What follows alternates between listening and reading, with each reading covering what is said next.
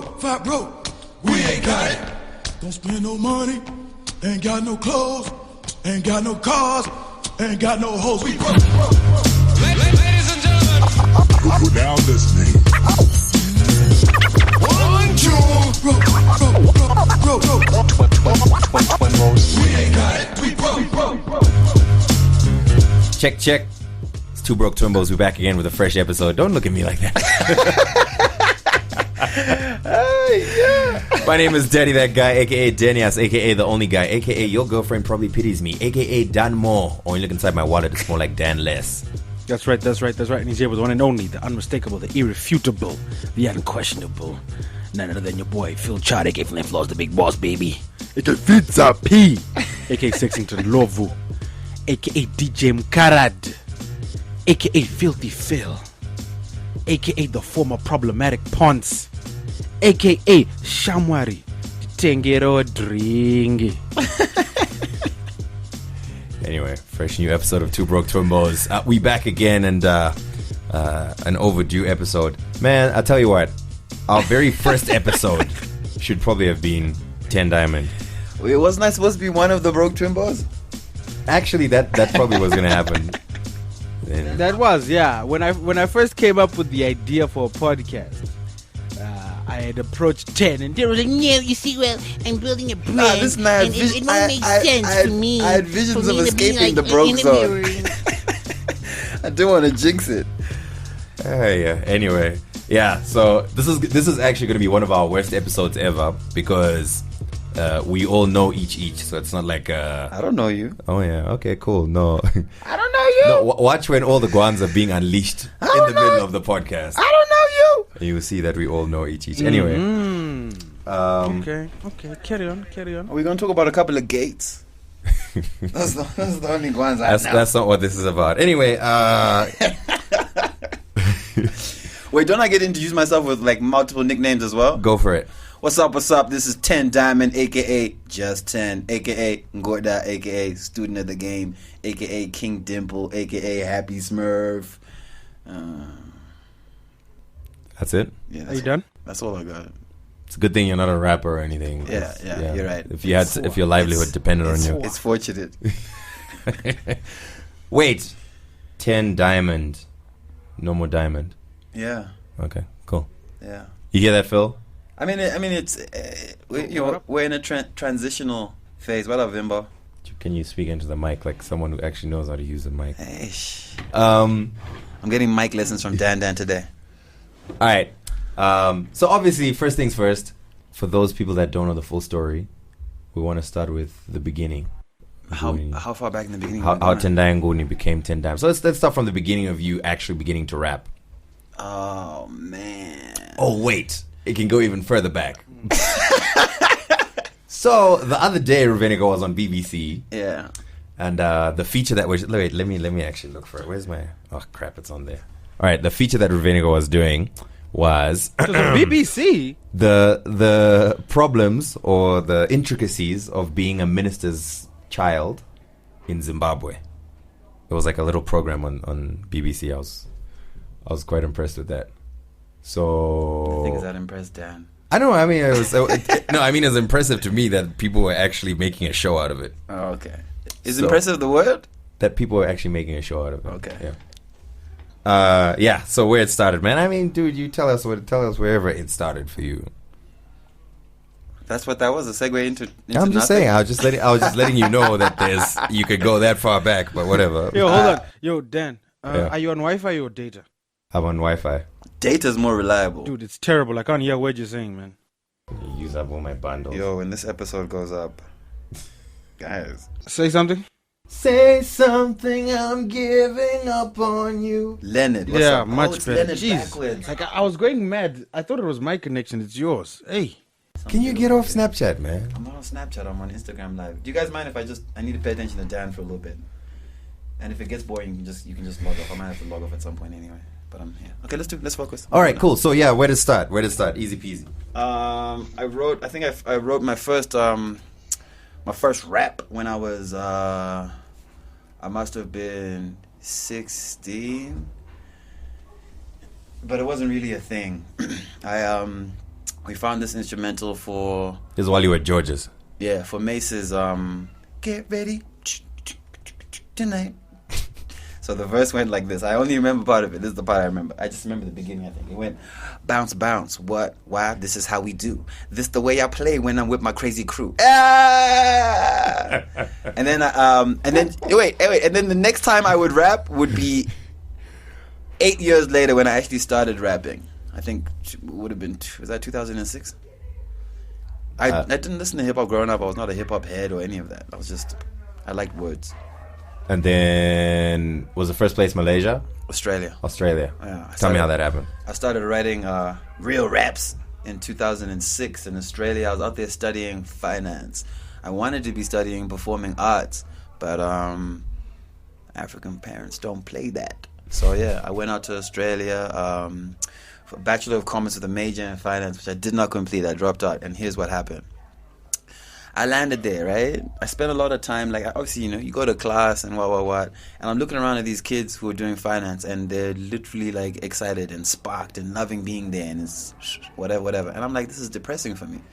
So over time, I kind of found myself drawn to, like, the more artsy, hippie, like, kind of crowd, which was weird for me because when I was still here, I was like, a jock, I guess. But, I did drama and what. But I was, I wasn't really like running with like the misfits. So then I became a misfit when I went to university, and I just caught the hip hop bug. And then just 2 years later, after I started writing properly, I put out my first mixtape, SOTG1. How you learning? What was the mixtape before or after you dropped out? It was a year afterwards. What happened is I dropped out. I emailed my parents. The email actually features on that mixtape on a song called I Had a Dream. The two verses that I wrote to my mom and my dad were pretty much what the email was made up of. And the email was kind of like just cut me off. I'm about to do the thing. So I had to keep buying time with like my visa. I was on a student visa, so I was like, I just need to finish this project. So I finished up my first mixtape, and we did the launch on I think it was the 26th of November 2008. A week after that, I was on a plane back home. I landed in Zimbabwe with a mixtape, no dollar, and a dream. That just feels like a year, fam. You dropped out, and for a year, what were you doing for a year? I was recording the mixtape. Okay. Took you a year to record the mixtape. It took me 5 years to put together an album. Cool. Fair enough. All right, cool. Wasn't there a time you in Malaysia or something? Was it Malaysia? I was in Singapore, but I did spend 2 weeks stranded in Malaysia. Yes, this is true.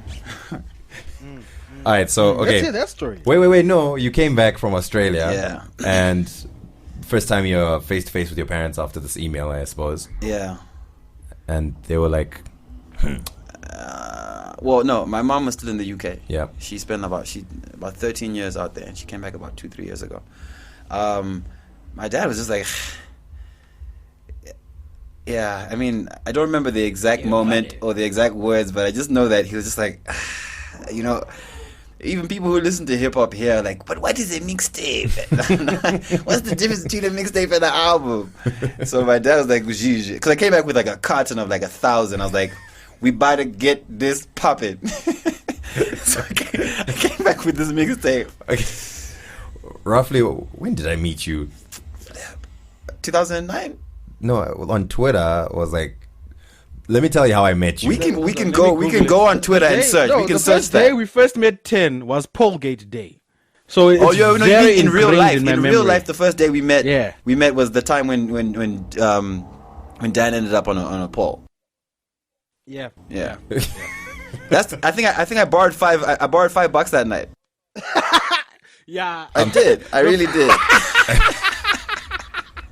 That's actually what happened. Like the first thing, like I called Ted up. Yo, I'm in H. Let's link up. Yo, can you go pick me up? Oh, okay. So I go pick up Tehn. Now Tehn stayed at a certain place where I couldn't enter, so he had to come to the gate, and his house was far from the gate. So I'm like waiting for like 20 minutes. Tehn gets to the car, already sweating and out of breath. Yo, sorry, man. What's up? We get to O'Hagan's Bardale Village. Yo, all right, first thing Tehn is like, No, It Higgins. was Keg, man. It was Keg. Yeah, R.I.P. Keg. Oh yeah, Keg. Sorry, it was Keg. Keg, Yeah. man. It was Keg. We get to Keg. Ten's like, yo, listen, man. Was that was with Mel that day, wasn't it? Can you? Can Well, you we float say me a little names? some? Well, no one's gonna know the full name of it. What up, Mel? Okay, but on Twitter, this is how I met you on Twitter. Eddie hit me up. This dude from America. He's just like, yo, where's Tehn? I was like, who? Tehn, the rapper from your country, man. I have no idea who the hell you're talking about. And then we started this search, but I'm gonna help you find this person. We started this search. But why was he looking for me? I don't know, man. I didn't know who you were. He just assumed that since we're all from Zimbabwe, we must stay in the same hut or something. Fair enough. Yeah, anyway. Yeah. Shout out to Eddie, man, and Freddie. Eddie and Freddie. Shout out to Freddie more than Eddie. Eddie, we're tired of Eddie. Anyway, The Martinez boys, yes. you must have released your mixtape after we met on Twitter, I think. No, I released my mixtape when I was still in Australia. Well, you were already here then. Yeah. Okay, cool. Yeah. All right, so you came back home, your dad wasn't impressed, and then what happened next? I think, what was it? I spent like a good 6-7 months just like pushing the tape. Hey, yo, fam. Yo, fam, I got this heat. Nah, me. But I went to Haifa 2009, and I put together another 1,000 copies, and I literally spent those 5 days just going around handing out. Was that Snickers and Beer Haifa? Snickers and Beer Haifa. I don't know if that was Snickers and Beer Haifa. No, I don't think I knew you guys that Haifa. Okay. Yeah, our first musical event I think was what's it called? Zimfest. The Zimfest. Zimfest. Anyway, moving on swiftly. Okay. So you were here pushing your stuff, whatever. And then when did Singapore happen? Singapore happened June, July 2009. A friend of mine was over there performing at this club called Arena. Shout out to Jackpot. Yeah, big shout out to Jackpot. And they were looking for someone who could sing and rap. And I looked myself in the mirror and I said, "Hey, buddy, maybe that's you." So he put them in touch with me. I keep saying, so he put them in touch with me, and I did an audition on Skype. I remember I sung some Tevin Campbell, and then I started rapping some stuff. A month later, it was the morning that MJ passed. Like I'm sitting there waiting to go to the airport, and I'm watching this thing, and that broke my heart. I spent the whole plane trip just like bawling, just Michael, and they bumped me up to first class because they're like, "Yeah, she looked clearly distraught." So that was dope. So then, mid 2009, I ended up in Singapore, 10 months, performing 5 nights a week, 4 shows a night. It was brilliant.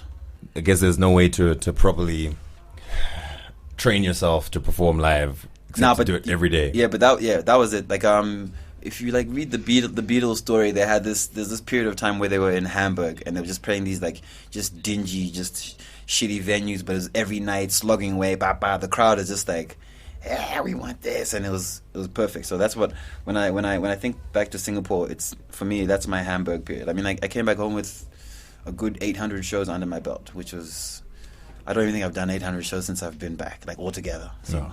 Did you put any music out while you were in Singapore? No, but I wrote a lot of what would become Boys Will Be Boys, SOTG2 Boys Will Be Boys. All right. I'm just I don't know Singapore very well. I mean, is there a hip hop culture there, or it was just like it was like background music or no. Phil, what are you doing?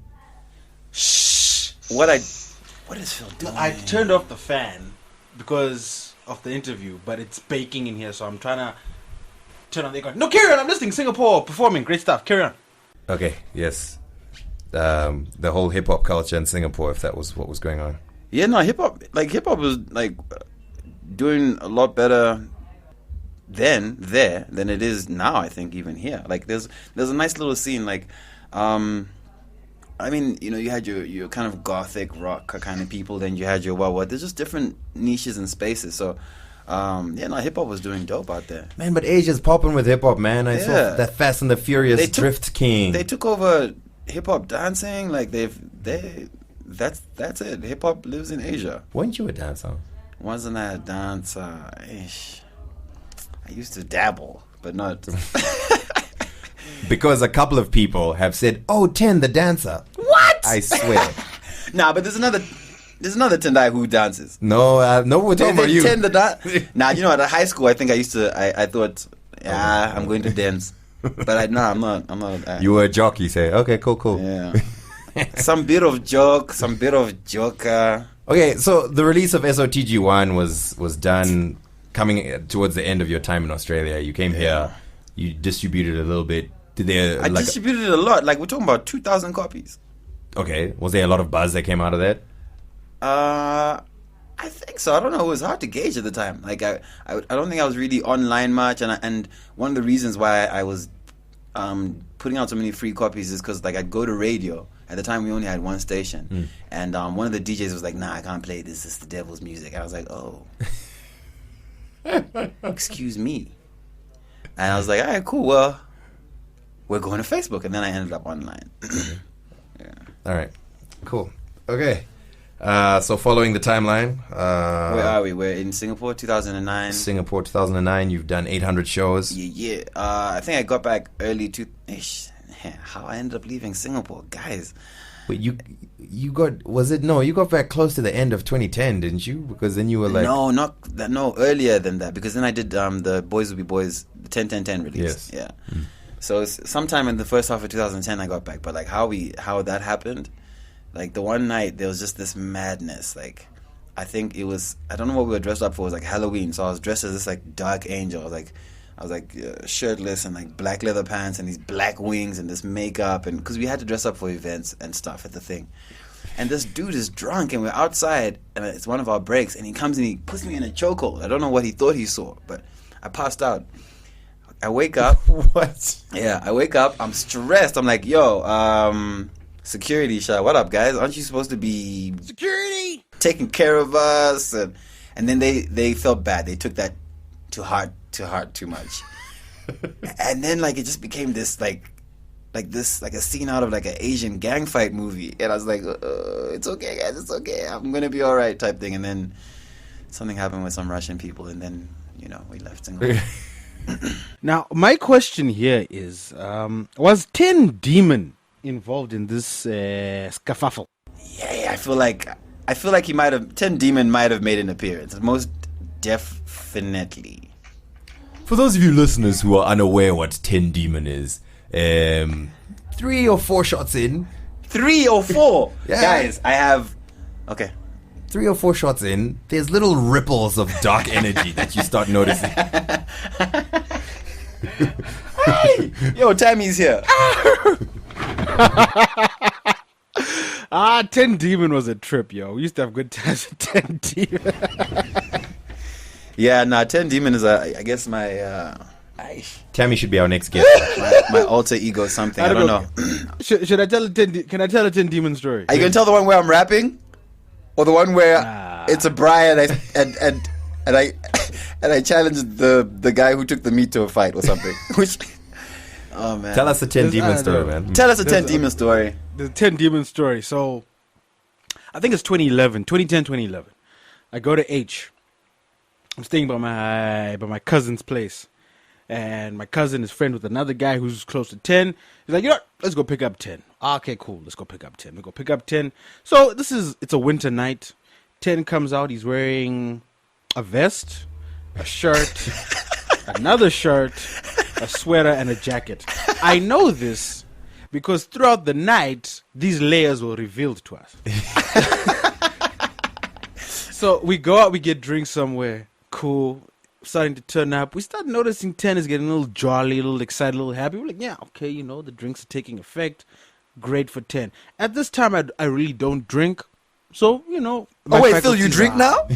What? I'm saying you drink now, Phil? No. So at the time, my faculties are very much in my possession, We get to some house party. Tehn then starts battle rapping. Oh, damn, it's this one. If you guys look on YouTube, I think you might find Yeah, the isn't that video on YouTube? I think so. I lost that phone. I gave it to Dan. Dan somehow managed to recover the content on the phone, and on that phone was a video with Tehn battling this dude. During the battle, Tehn takes off his jacket, but Tehn doesn't put his jacket back on. So when we leave the party, Tehn doesn't have a jacket anymore. I lost that jacket? So, I don't know if you found it again, but I just remember the jacket wasn't there. We then go to another location. Oh, I think God. went to someone's house. Oh, yeah, went to someone's house. We get into the house. Tehn is now a little warm. He takes off his sweater. We Yeah. have more drinks, have more good times. As we're leaving, damn it, I left my sweater. But did I get Tehn it? is now down to a shirt and a vest. Okay, I didn't get the sweater. So we're like, okay, dog, don't worry, we'll get it tomorrow. You know, we know these people, they know us, good people. You know what I mean? Not a problem. We then go to a place called Rock Ball. If you guys remember this place along Harare Drive.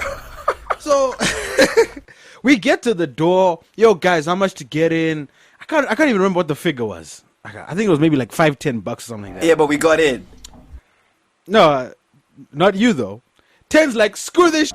And the weird thing is now, at this point in time, Tehn Diamond has well and truly arrived. He's there. He has checked in. His passport has been stamped. He is ready to be part of the festivities. They tell us the figure. This is at the door.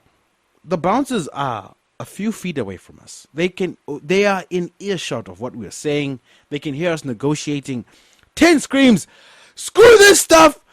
I don't know. I don't want to pay. There's a hole in the fence. I'm going to see you guys Could have been inside. the word used. I don't think so either. I'm cleaning the language up, because brand, what. Tehn's like, screw this ish. There's a hole in the fence. I'll see you guys inside. Oh, Like, yes. dude. We can afford to pay. You know what I mean? Like, it's not a long thing. Tehn's like, nah, fam. I'll see you inside. I'm going. So we're like, okay, cool, whatever. We pay our money. We go inside. We will get drinks. 5 minutes after getting drinks, we get settled. Starting to turn up on the dance floor. Who do we see but none other than Tehn Diamond? Now his shirt has been taken off. He has now been reduced to a vest. He's being carried by two bouncers and he's kicking and screaming. Let go of me! Let go of me! You don't know me! Do you know why I ended up being carried by the bouncers though? There's a time where I went outside to the Bryce stand. Dude, that's because after the Bryce stand is when you lost the vest and you came back shirtless. Yes, after the Bryce stand is when I lost the plot because I had been watching this one piece of chicken. And this dude at the Bryce stand, this big dude, he then took that piece. I was like, nah. Anyway, Keep in mind, I don't fight, huh? I talk a great fight. If you Basically, ever summation. get In one night, into a Tehn fight lost with a me, jacket, a sweater, a shirt, and a vest. a jacket, a sweater, a shirt, and a vest. You know what? I've got my health. I'm alive. I made it home, right? I tell you what, probably everyone has a Tehn Demon story. Anyway, We should have a 10 demon story party one day, but later, much later. where were we on the timeline? Okay, we were back. SOTG2 was about to drop. We were Yeah, back you in just Zimbabwe, come back, October. You just social got in media, here. what. You ran away from the No, mafia. but we need to talk about it, fam. The Yeah, we need to rationale. talk about how we dominated these Twitter streets. These dudes don't know. Oh my they don't gosh. know.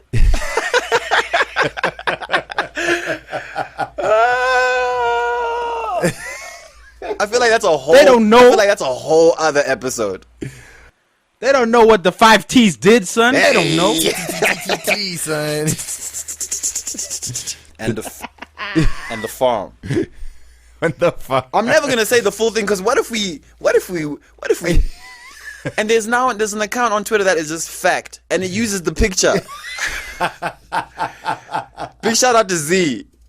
Shout out to Z, man. Just never. What was it? Yeah, shout out to Zima Booza, man. Twimbo. Oh, by the way, while we reminisce on the good old Twimbo days, R.I.P. to the guy Gwai. What? Sorry. Oh, you guys don't know. Wait, I didn't hear you. What did you say? Remember Who passed away? the early days? There was Langa, Yeah. there was Jega, Yeah. there was Ta, and there was a guy called Gwai. Yeah. Zim Twitter was like Guinyai. 10 people. Yeah. Yeah, he passed away. Oh wow. Yeah, Guy_22. I think that was his handle. Oh yeah. That's yeah. Anyway, That's terrible. it is. But yeah, I mean, it was like 10 people on early Zim Twitter. It wasn't hard to dominate. I don't know why we were so proud of it. Right. Oh, shut the dude. There was a time I had 400 followers. People don't understand, man. Big things are going. They don't know what we're doing out here. Remember when you came back and you had 10 retweets? Oh, snap. Fam. 10 retweets? Fam. What? 10 retweets. Man, and we were bullies. Yeah, nah, pretty much. Like the super tag team bullies.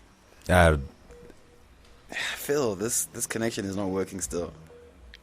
He probably got a call or something. Anyway, we'll get him back just now. But moving on, obviously, with the timeline. So Yeah, so then late 2010, late 2010, early October. On the on the 10th of October 2010, I released SOTG2 Boys Will Be Boys. and there was and we had this awesome, massive launch. The 10 people from Twitter were there. Family and friends, yada, yada. And Chris was there. Shout out Chris Bozier. I gave Chris Bozier his name. Well done. Yeah. There was a time where I was giving people, I was, because I love to name things. So there was a time where I was, I think Extra Audrey, I don't know if she's still about. Chris Bozier. She's still around, yeah. There's one more, but I think there's a reason why I forget it. But there's another one, but I don't remember. All right, cool. So SOTG 2, Yeah. Boys Will Be Boys. That was on the 10th of October 2010. 10, whatever. And in 2011, I linked up with Simba Tags, and we put out a quiet project. I say quiet because it's not a lot of people. We didn't really. Love is Evil. 2011. Did you guys even put it out though? We kind of put it out. It's I don't know. It's weird. I kind of don't consider it out. I think we need to redial Phil. Hey. All right, let me just. Like we set up this Facebook group with all the girls that we knew on Facebook, which again, was just like a handful at the time. And we asked them we recorded the project over 14 days leading up to Valentine's Day. We'd ask a question in the group and answer it in the songs. So yeah, Love is Evil, 2011. Okay, but like SOTG 2, I mean, now you have 2 mixtapes under your belt. Yeah. In the next couple of months, I mean, was there any kind of vibe or feedback that showed that people were feeling you and your music? Or The launch went well. Radio took to the first single, Grown Up Kid, incredibly well. Shot an incredible video. Spent way too much money, but it was a weird. I wish I could get that. I wish I could get that money back because I now know what to do with it.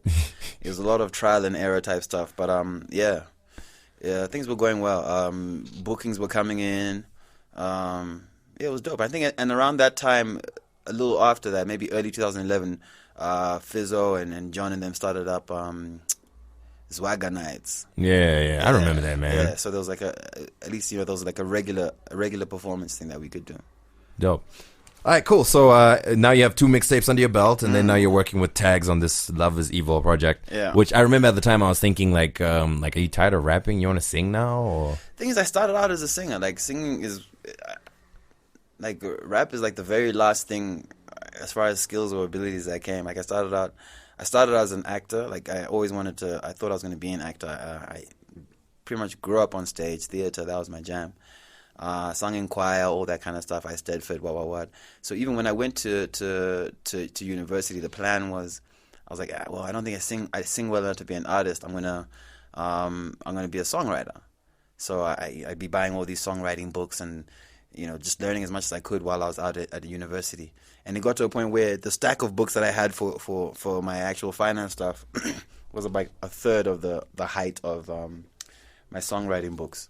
And it's because in one of the books there was like a hip-hop exercise. That's how I started writing hip-hop. I was just... So yeah, singing was that's my first jam. all right. Yeah. Cool. So the Love is Evil project came out, and weren't there a couple of songs from there that did pretty well? Was Good Math. Yeah. Good Math. I think Good Math found its way to radio. Good Math did good. Yeah, I remember that. Yeah. But anyway, that was 2011. Mm-hmm. I only got onto radio in 2012. Hey. Okay. All right. 2011, and then 2012. Around about 2011, isn't that when you met up with like when you actually started recording a lot with Fizzo and Yeah, 2011 in November. Yeah, November. A childhood friend of mine, Big Tev. Shout out to Big Tev. He's like, yo, there are these dudes. We can take you to the studio. It's called Zion. It's still called Zion. Take Fizzo's place. And for me, like, you know, growing up in Zim, I wasn't really a very big music head or anything. I wasn't really paying attention to the scene. But like Fizzo goes back like Chamembe days, that type of thing. So I didn't recognize the name. So I got to the studio that day and I hopped in.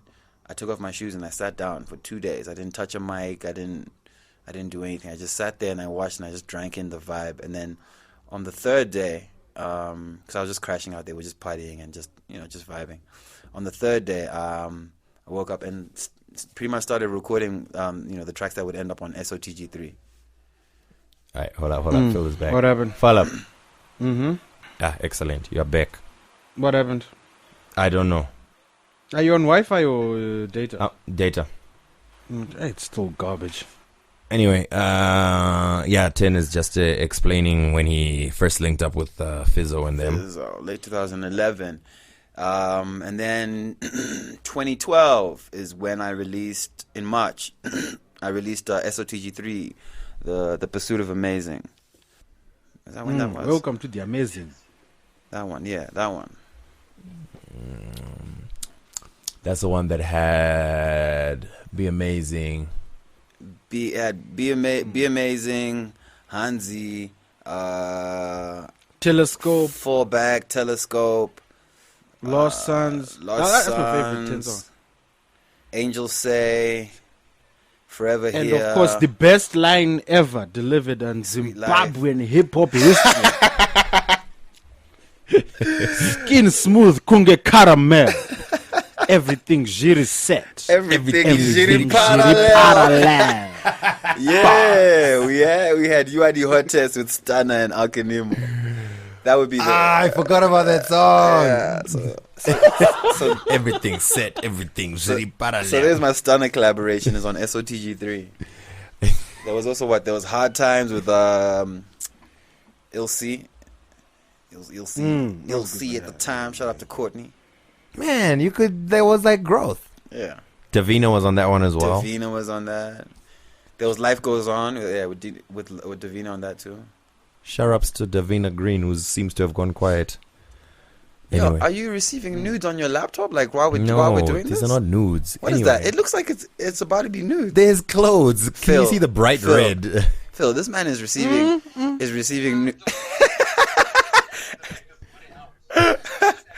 Yo, let me look. Doesn't this look like nudes are downloading? These are not. Okay, no, now it does. Now it looks like people, but still. It was always anyway. So there's several things happened around about this period. Okay, we're talking 2012. Yeah. One of those things was we met Lo. This is true, and I dropped her phone in my beer. Yes, that was the first day. Yeah. We were, yeah. I think they closed keg. That left us unlucky. Yes. Yeah. So there was a day that we met Lo. I was 10. He was stricken. You weren't with me. I went to pick her up. And then what happened? And then we were with you. Then you were with us. So basically, Dan was being the third wheel, cock blocking as usual. You know? The messed up thing is that first day that we met Lo. Hey, wasn't Davina there as well? Because I remember we went to some like house at some point. Dude, all I remember, someone was wearing green. We were with Derek, D-Rock, jingling. Oh man. And then, oh wow, yeah, and then he'd had a bit too much. Anyway, it got weird. It always gets weird. Yeah. And also something else that happened in 2012 is that Lo and I got on radio. What happened was Off the Wall with Dan and Lo. We were at the studio. Oh, we were at Zion. Yes, we were at Zion. You were recording, and Lo and I were just talking stupid guns by the side with John. Recording. What is going on over there, Dan? Munya is DJ Munyon wants Dan to come and do his job. The one like at work, the one with money, and he, Munya. We can do bars, bruh. Tehn Diamond, we can do bars. I need this guy. Munya, I'm coming. 5 minutes. That's why you said 30 minutes ago. I didn't say that. Tell him. Munyon. Nah, Noble, no drinks, bruh. I'm on a hiatus for the quarter. I'm trying to get my gains up. So what's happening? Am I doing this with Phil now? No, wait. Jeez, look, there goes Dan. Well, as you can see here, two Broke Twimbos. We have the picture. No, we're Yo, gonna get- Phil, when I got Professionalism. to the gate, Dan hadn't even booked me in. I Excuse was you, I had- stranded out there. I had to wild out. I was like, "Do you know who I am?" I had booked you in for yesterday. do you when know were me? supposed And then to the be security here. guy was like, "No, I don't know who you are." I was like, "That's fine." And then I had to go in and get Dan. It was horrible, bro. So, and then I got on radio. Yeah. And I mean, like, I didn't know nothing about being on radio. It was just blah blah blah. The only thing I could think of was, no, you gotta be the guy who breaks artists. I was like, you know what? I got some of Ten's music. People don't have his music. And of course, Lo was also on the show. So we started playing a lot of your music. And like people would call me up. I was like, ew, there was an artist that you played on your show. Who was that? And that's how like a lot of your songs just started. Hey, shout out to Dan, man. It was me. It was me. It was me. Ah, Kind of a little. It was a little bit me, but Dan is a fan of the devil's music, it seems. yeah. Okay, timeline. SOTG3. That's where we are at. This is 2012. 2012. Enter 2013. Late 2012.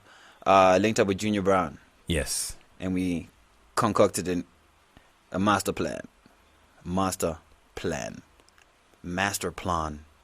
We concocted a plan. And we decided to put out a joint project together. At the time, I think My Drinks was doing pretty good, and Happy had just dropped 2 years, because Happy was one of the first songs that ZFM actually got behind. I remember that. And then we're like, yo, let's do this, let's bring this thing together and just, see what can happen. Like, we knew each other from like Zwaga, and he'd been working with Fizzo for time now. And then, me, Fizzo, and him just brought those energies together, and Few Kings, The Feeling Ain't Fair, happened late. Was it like August 2013? Wasn't it? It was a bit of a while after Happy though. Yeah, no. It- Happy dropped like end of 2012. My Drinks end of 2012. And then The Realness dropped early 2013. We dropped I Need as well. Boys Zangu. But at this point, you weren't. You were no longer like a SoundCloud rapper or like cut my mixtape. I mean, Because now I guess we were kind of becoming like the faces and voices of what was becoming Zim hip hop. yeah, because you getting booked for shows. You were getting radio play. And we landed the endorsement deal with some drink. You can. I'm not gonna mention the drink. Why? Did they not pay you 10? I don't understand. Why Oh did no, they we got paid. We got paid. So I feel like you can mention it. No, we're gonna censor it anyway, so don't worry. We're not going to censor it. Why are we gonna give A brand free beverage, man. advertisements? A refreshing adult beverage. Sue me. So, I think that year we opened for Ice Prince. What else? A lot of shows and a lot of just like partying and just messiness. Like we were popping. It was something else. 2013 was a madness. All right, cool. Yeah. 2013, you had a bit of a quiet period. 2014, I went away and I think I started working on my album. And 2014 itself, I don't think I dropped anything. I dropped Sumzagumbo in 2014. But 2014, like I was in this mode of like, all right, cool. Okay, Dad, I hear you. Let me try and do some of these things you say that should be done for a person to make the things to be the thing. To be done, yeah. Most depressing year of my life. Like, horrible. It was so bad that I at some point, the things that I was having to try and put together, like, I got sunburned. And I don't get... What is that, So that for me is like the height of the crapness of that year. But 2014 happened. 2015, I was just focused on shows, man. I did a whole bunch of shows. I did this December with Tehn, I think 2014, and then just a string of shows. I started just putting money into my own shows and just getting that going. Because for me, like, more than anything else in the music, I just enjoy being on stage. I remember there was a lot of, at the time, I think it was at Book Cafe, like you got this whole group that would come every month or something like that. Yeah, I think we kicked it off with my birthday. Yeah, which was the first time that Book Cafe had sold out and filled up for a hip hop act. Actually, shout out to the Book Cafe. And then 2015. I'm trying to remember. See if I can remember. 2015. I think I did, like, what else I do? I linked up with South Africa. We did Nearwhere. I did some stuff with Daniel Jenkins. Like 2015 was a pretty quiet year for me, but I was on the road. I did I think I must have done the most shows I'd done in a year since I come back. Maybe second only probably to 2013. So all these shows were probably like at your own organized shows, or we went out to Mutare for the first time. We did this one weekend, like we literally went to Mutare, we performed Friday, got off stage at 2 a.m. and drove down to Skies and performed there for the first time as well. Drove back to H, and I think we did something other than drink like 10 Red Bulls. But all right, and that's a big deal, man, because then it shows that an artist doesn't, like, there's artists there, hey, we don't get booked, hey, we don't. Nah, you can't wait to get booked. You gotta get up. You gotta get up off the couch. Make your own shows, man. Yeah. Tehn Ngoda did that, and apparently sold out Book Cafe, whatever. Because they don't really count the seats. How do you know it was sold out? It was packed, bruh. No one else could come in. Listen, they know how their sold out thing works. Okay, I'm just saying. Thomas Brickhill came to me and said, "Yo, this is the first time we have sold out for a hip hop act," and I said, "You know what? Hell yeah." I said yes. All right, we're about to get kicked out of here, so I need to try and speed up. Okay, 2015, the year of shows. Any highlights aside from 2015? Yeah. Think about it, man. You were doing shows. You weren't releasing anything. All the shows. That was all the highlight. I think. The birthday performance was a major highlight for me because I had a lot of friends come out there. My stepmom came out and like my friends were there. I played. I got to play Mbira. I played Mbira live on stage for the first time. Shout out to Amara, my teacher. 2015, my birthday performance was it. But the only problem was I'd been sober for 2 years. And on that night, after the performance, I was like, you know what? You've done so well, Tehn. Have a beer. Let the demon out. Okay. I'm to this day still trying to get sober. Well, I'm sober now. I've been sober. Okay, well, I was sober for like 2 weeks, and then my birthday week happened last week. Happy birthday to me! And then, I'm good now. I'm back up in the gym. I'm just working on my gym things. All right. Okay, 2016. I guess the year that everything became more real. 2016. I released a lot of, I guess, singles, but in a very weird fashion. I was looking at like the vault or whatever of music that I had, and I was like, yo, I want to get this stuff out the way so I can just put together my album. So I was doing a lot of sessions with Begotten Son. We were working on the Perfect 10. What did I drop? First day of 2016, I dropped Botsano. Yep. Yeah. And then the next month I dropped Give Thanks. So yeah, me and Sonny were working on the Perfect 10. So those Botsano, Give Thanks, those weren't supposed to be on the Perfect 10. My battery's died. Sorry, Instagram. Those weren't supposed to be on the Perfect 10. They were just like literally throwaways. And hey, Den has got a charger. Can you focus, man? We're about to get kicked out. Can you see these people? Sorry, and then then certain stuff happened in the background that I'd rather not speak about, and I decided to scrap the Perfect 10. And I guess I went into a bit of a funk. I couldn't write, I couldn't record, and then I came across this poem by one of my favorite poets, Charles Bukowski. It's called Poetry. And in there was this line. Well, he basically just says, it takes a lot of disillusionment and something to write a few good poems. And that's how I was feeling. I was feeling just disillusioned, just down in the dumps. And I was like, you know what? Let me write this out. So a few good poems happened, and I guess I put out a crash test dummy version at the end of the year. No, you got to explain that because everyone thought the album had come out. It's so hard to explain. No, it had come out. In a certain version it had come out, but I wasn't happy with that at all. But the thing is, I'd set a date, and weeks before that, I lost half the album when my laptop was stolen in Johannesburg.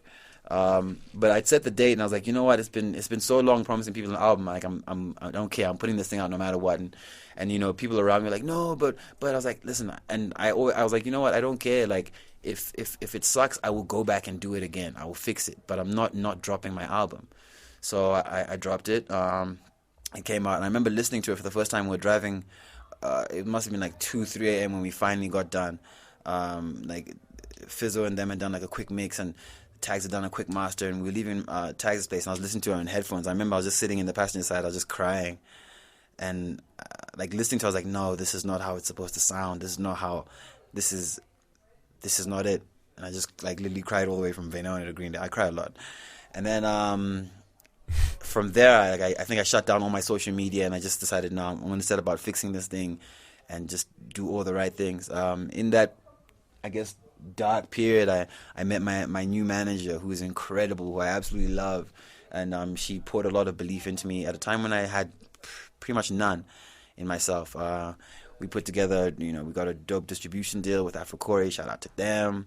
Got the album remixed, got it remastered, added a track or two, tweaked the track listing, and then now we have the classic that we have now, A Few Good Poems, and it plays like a dream, and it sounds incredible. I'm so happy with it. How did the deal come about? Which one? Your record deal that you signed. Oh, the record deal, I can't speak on that yet. We're still in the trenches right. negotiating that. So that's why even like if you look closely, it's not, we haven't yet kicked into like, we're not like in full swing. There's not that, the momentum isn't there yet. But myself and my management team, we've set our dates, we've set our targets, and we're just moving ahead no matter what. And my thinking is always just like, you can either get in now when it's cheap or affordable, but it only gets more expensive as time goes on. Like we just shot part of the video for my first single, No Stress, featuring Taiwanda Tai. We're getting set to shoot another video just now. Just trying to get that momentum up. So baby steps. All right. So tell us, how did you meet up with Zite? The time when my laptop got stolen in Johannesburg, first what happened is I was stranded. I was supposed to be going to Cape Town, and I got screwed over by some fools. And then when I meet them one day, so I was stranded at OR Tambo for like 36 hours, and in that time the laptop thing happened. Now I had the choice of either going back home or just staying, and I decided, you know what, I'm not going home without anything. Like, I've already dropped this project that is like throwing me into this like depression. I'm so disappointed with it that I was like, nah, I'm going to stay. So I called up a friend of mine, Tongai, went and stayed with him, and at the time he was working with her. He introduced me. We played her some of my music. I remember we went over to her place, and she literally ended up burning like the food in the kitchen because she got it. She understood what I was trying to do. She could see the vision, and she got it. So and we basically just linked up. We linked up from there. Like I love that it was it's very much the music. Like I think I played her this one of these versions of the Give Thanks fan video, which is coming out at some point, and she loved it. She loved the feel, and she understood everything I've been trying to do. So it was it just made perfect sense. The energy was right. Yeah. All right. I don't know if I actually answered your question. Well, yeah. Okay. From here, there's obviously some stuff that still needs to be negotiated, and some stuff you still need to hold back. But what can you tell us in terms of what's coming up? Obviously, there's the video that's going to come out soon. Yeah. Do you have a date? No. Oh yeah. Last time you said a date. Yeah. I mean, if I said dates go crazy, no. This year, this quarter, I'm just taking it a quarter at a time. So this quarter, you can expect at least a video. Plan on hitting the road nationally and regionally. Got a very nice mix of co-headliners coming on the road with me, so that's going to be very interesting. We should be releasing proper information about that sometime soon before the month is up.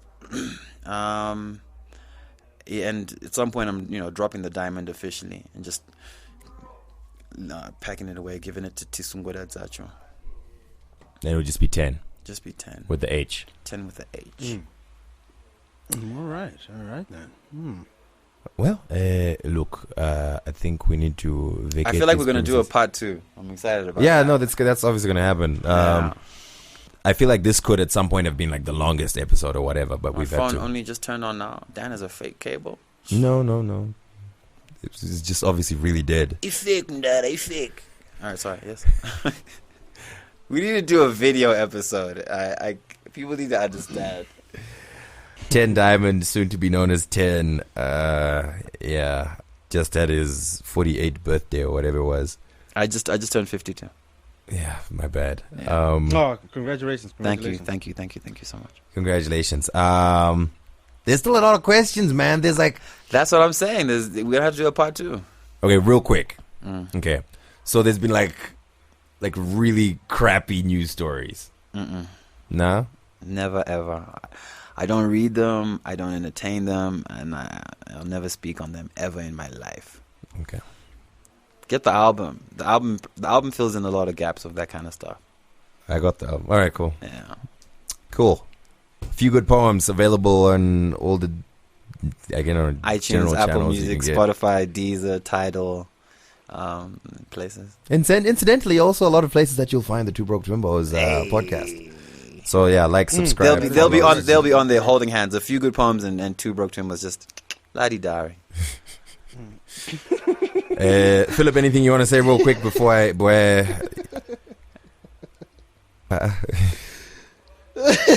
Oh, you remembering the time that Dan was holding hands with the... No? The stories of Dan, we could literally go for hours. Dan is just problematic in several I feel like we need 3 episodes. All right, we're out of here, man. This is us wrapping up this episode. Look. Okay, we got to get out of here. I want to go. I want to get out. Okay. Don't forget to subscribe, Hey. subscribe. Subscribe. Don't forget to subscribe. Hey, Subscribe. don't Yeah. forget to go and listen to a few good poems. Yeah, get a few good poems. Get a few good poems. The final version, and The version. the actual version. Like a version. I'm gonna make you feel like a version again. Yeah, and I guess on that note, we should. Does sign it out. always end awkward like this? No, well, we're trying to get out of here. Oh, okay. All right. Normally, if you had come when you're supposed to come, would have had the evening, and there would have been no stress. What? Say that again. Good 80, no stress. Money on me. Hey, nice, Dan. I like that. Layup. It's an alley-oop. Is it layup or alley? It's alley-oop. Sheesh. All right, bye-bye. All right, zip it up, zip it out. We out of here. We broke.